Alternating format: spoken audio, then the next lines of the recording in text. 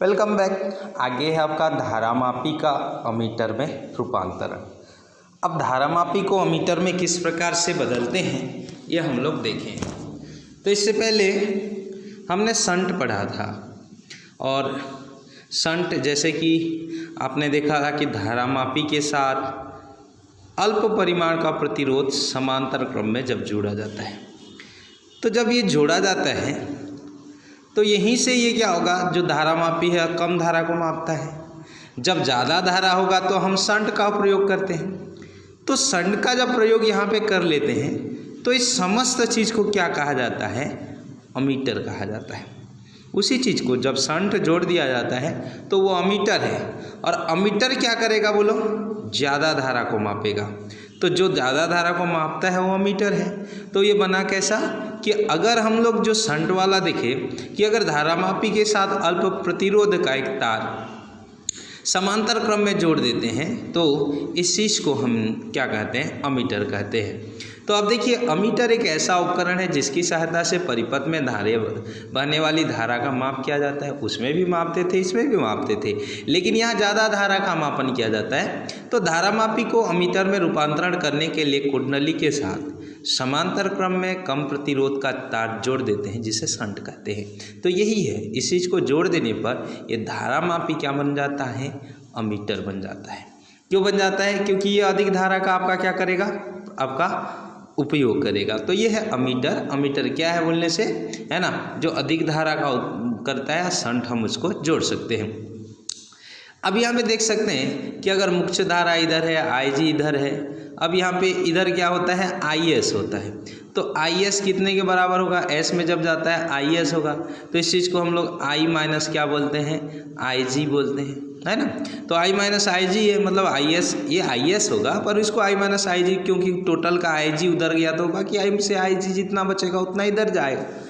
तो उस आधार पर हम लोग क्या करते हैं, देखिए समांतर क्रम में क्या होता है कि यहाँ पे आपका विभवांतर बराबर होता है। तो यहाँ में बहने वाली धारा V इक्वल्स टू, आपको पता है क्या होता है, IR होता है ना। तो यहाँ बहने वाली धारा I minus IG into S, और यहाँ पे क्या हो जाएगा, IG इंटू कितना होगा, G।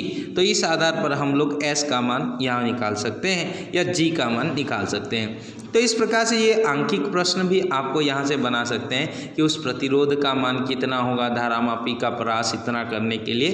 तो ये आपको क्या कर सकता है, बोल सकता है। अब यहाँ से एक चीज़ आपका होगा, है ना, कि अमीटर को परिपथ में जोड़ते हैं। एक क्वेश्चन पूछा जाता है ना, अमीटर कैसे बनाया जाता है। तो धारामापी के साथ समांतर क्रम में जब जोड़ते हैं तो वो क्या बन जाता है, अमीटर बनता है। तो अमीटर को जब हम लोग किसी धारामापी में जोड़ते हैं तो कौन से क्रम में जोड़ते हैं, तो याद रखिएगा कि जब उसको हम लोग जोड़ेंगे तो अगर किसी तार के बीच अमीटर को आपको जोड़ना है तो वह हमेशा श्रेणी क्रम में जोड़ते हैं।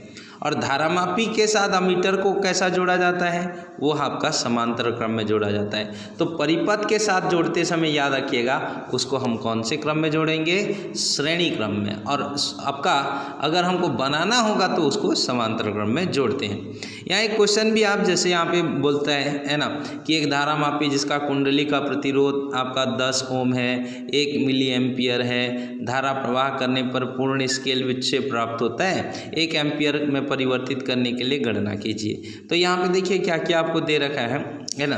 तो यहाँ पे आपको G बराबर दिया है प्रतिरोध 100 ओम, IG मतलब क्या हो जाएगा, 1 मिली को 10 का घात ऋण 3, और I 1 एम्पियर यहाँ पे हो जाएगा।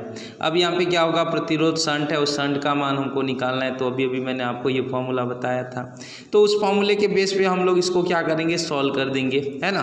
तो सॉल्व करेंगे तब यहाँ से आपका क्या हो जाएगा कि IG 10 का घात ऋण 3 इंटू G 100, 1 ऋण 10 का घात ऋण 3, इसको सॉल्व करेंगे तो 0.01 ओम अगर हम लोग क्या करते हैं वहाँ पे उस शंट के प्रतिरोध को देते हैं तो यहाँ पे वह 1 मिली एम्पियर का विक्षेप आपका प्रयास माप सकता है।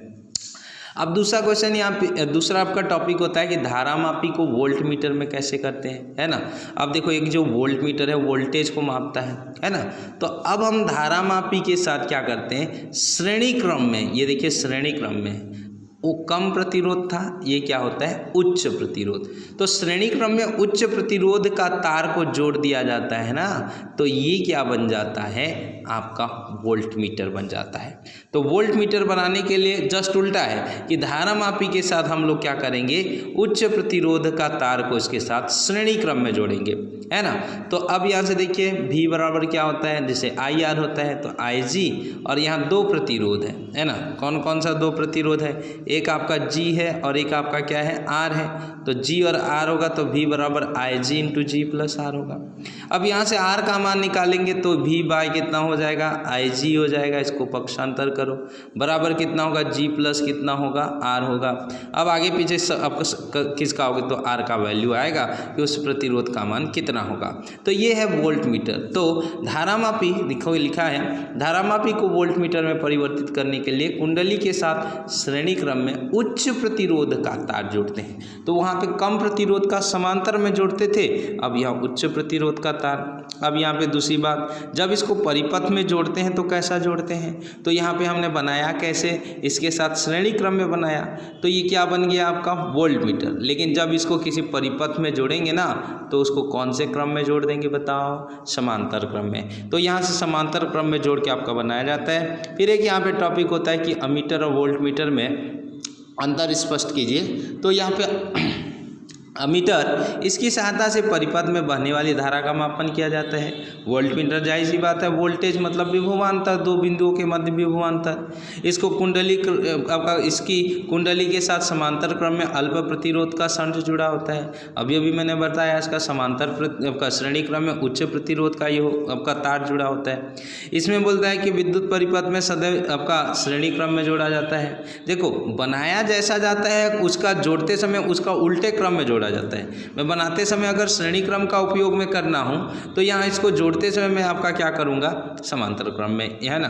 तो यहाँ समांतर क्रम में अगर करता हूं, अमीटर को हमेशा समांतर क्रम में आपका एक बनाने के लिए करते हैं, और जोड़ते समय श्रेणी में, और इसको श्रेणी क्रम में होगा, और यहाँ पे ये समांतर क्रम में। ठीक उसी प्रकार से कम होना चाहिए, तो इसका प्रतिरोध बहुत ही कम होता है, और एक आदर्श अमीटर का प्रतिरोध शून्य होता है। जो शंट होता है ना, वो शंट मतलब कम प्रतिरोध है, तो आदर्श है तो शून्य हो जाएगा। उसी प्रकार से आपका वोल्ट मीटर जब हम लोग बनाते हैं तो इसका प्रतिरोध अत्यधिक होता है, और एक आदर्श वोल्ट मीटर का प्रतिरोध अनंत होता है। तो इस प्रकार से यहाँ से आपको अंतर को याद रखना है। दूसरी बात, यहाँ से आपका इससे न्यूमेरिकल क्वेश्चंस आपको देता है। इससे पहले भी मैंने आपको बताया कि इससे न्यूमेरिकल क्वेश्चन आपका, अभी अभी मैंने आपको बताया इस पर न्यूमेरिकल क्वेश्चन देता है। तो यहाँ से आपका न्यूमेरिकल क्वेश्चन पूछता है। और दूसरी बात यहाँ पे पूछता है कि अमीटर बनाया कैसा जाता है, परिपथ में जोड़ा कैसे जाता है, वोल्ट मीटर बनाया कैसा जाता है, परिपथ में जोड़ा कैसा जाता है। तो इस प्रकार से ये बहुत ही इंपॉर्टेंट टॉपिक है ना। आई होप आपको समझ में आया होगा। धन्यवाद।